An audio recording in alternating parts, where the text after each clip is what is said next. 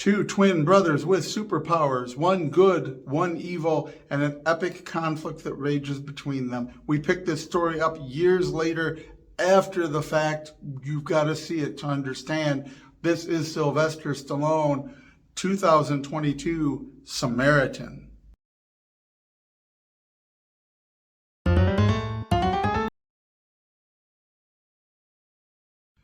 I actually feel like it's hard to give this movie a fair assessment because I'm really at a point now in life where I'm suffering from superhero movie fatigue.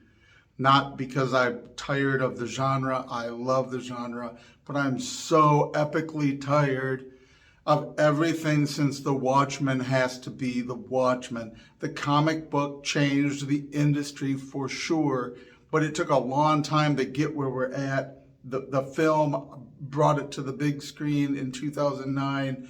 Nevertheless, here we are, slowly over time creeping in. At first, it was part of the culture of comic books being more adult-oriented, but retaining their flavor. Superman was never going to be the Punisher. Captain America was never going to be Wolverine, and yet somehow we're at a place where almost all the comic book characters are the Watchmen. And now we get new ones. At least I don't know if this was ever someone's comic book for some company, but Amazon's film, The Samaritan. Sylvester Stallone does a great job in those roles that suit him, and this is one of them. In the later Rocky movies or the Creed movies, being able to be the older, aging hero, this has really become something he has literally aged and matured into in a way that other actors have done through history. John Wayne, the shootist, when he plays an older gunman, having played a gunman for so many years, right? It works better. There's an authenticity and a skill that comes. And Stallone, as good as he was in those roles, as Rambo, as Rocky, that sort of niche of his, seeing him now as the aging action hero over these recent years, this has been good stuff. Some of his finest work is his later work. He does a great job in Samaritan. The problem is it's sort of it is dark and dystopian. There's a lot of violence. There's a lot of blood splatter. And there's a lot of things that are just sort of randomly on fire, and the background is really dark. Everything feels like the Watchmen universe. It feels like Gotham on drugs, all hepped up. Everything feels dark all the time. Kind of getting old and not really what I was hoping it would be in seeing this that I'd never heard of. Like, well, it's kind of superhero-ish, so I'll watch it. Nevertheless, they do a really good job with the story. In fact, it's interestingly unwoke for being 2022. In fact, our villains are the ones that are really concerned about being against law and order because it's a tool of their oppression, and they are clearly the bad guys in the story, and they do nasty things, as opposed to our protagonist, a young boy who misses the retired superhero Samaritan, longs for his return, does not believe the stories that he's dead, part of a growing cultural conspiracy theory that he's alive out there somewhere, but his evil brother Nemesis, having died in their final epic conflict with one another, he's now sort of quietly retired, but they want him back and they want to know what happened. It's a real neat way to do the story. And of course, this boy happens to live near, well, our protagonist, Sylvester Stallone, who is a garbage man, living a quiet life, alone, collecting old junk, fixing it up, pawning it, living a meager existence, but likes to be left alone. And you know, obviously, where that's leading. And of course, you knew that because I said it. You also knew it because if Sylvester Stallone is that character, that's going to be our superhero character. The film comes together really nicely. There's callbacks to the story we get at the beginning that come back at the end. There's some really incredible turns of events. Is that plural? The second time. There's a lot of things that come up by the end that are quite surprising. You learn new things about the past as you go. This is good storytelling. It is the way to do this sort of film.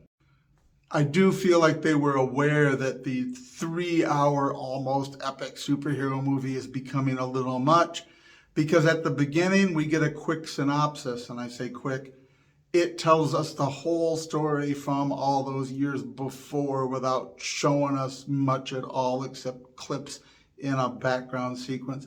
This could have had an extra 30, 40 minutes at the beginning that had a year, and you saw the epic finale of that story and then you moved here. Or it could have been two films where you had that one and then you had a sequel, although that might have robbed you of the surprises you get at the end of this one by doing it in that fashion. But you look at Star Wars with the scrolling things in the original trilogy that gave you the setup for what was going to happen in the film, but it didn't give you enough. It gave you enough that it gave you the setup they needed to give you, but you didn't know the whole story. It was enough to draw you in. We kind of get the whole story about Samaritan's past, such as we know it, until the end when we learn other things. But we just kind of get this, it just tells us this, and you're like, you're a little concerned at the beginning that is this just going to be one of those movies where they tell us everything that's going on, like they expect that you're looking at your phone and you don't have to see actors emote and you don't have to put stuff together on your own. They want to yell it at the screen. But it doesn't work out that way. It does that at the beginning. It's a little too much information, but it moves into a really good, effective storytelling.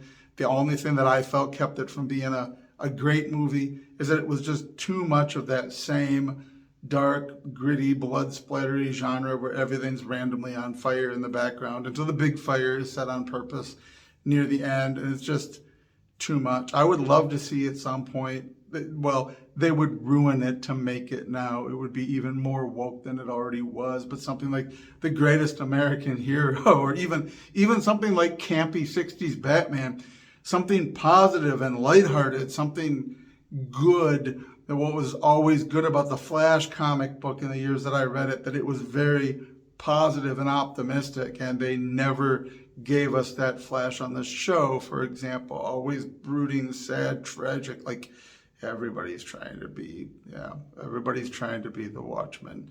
And that was such an epic comic book and film, in my opinion, life-altering. I love that stuff. But not everything should be that, and not every superhero story needs to be that, and Samaritan just felt too much in that genre. But hey, if you're not burned out from the genre like I am, if you still want dark, gritty, dystopian, blood-splattering stuff on fire, check out Sylvester Stallone in Samaritan on Amazon. It is a very good story, told very well. I'd give it 2 thumbs up. I'd give it several more if it were a little bit happier, but maybe you will adore it. We will see you next time.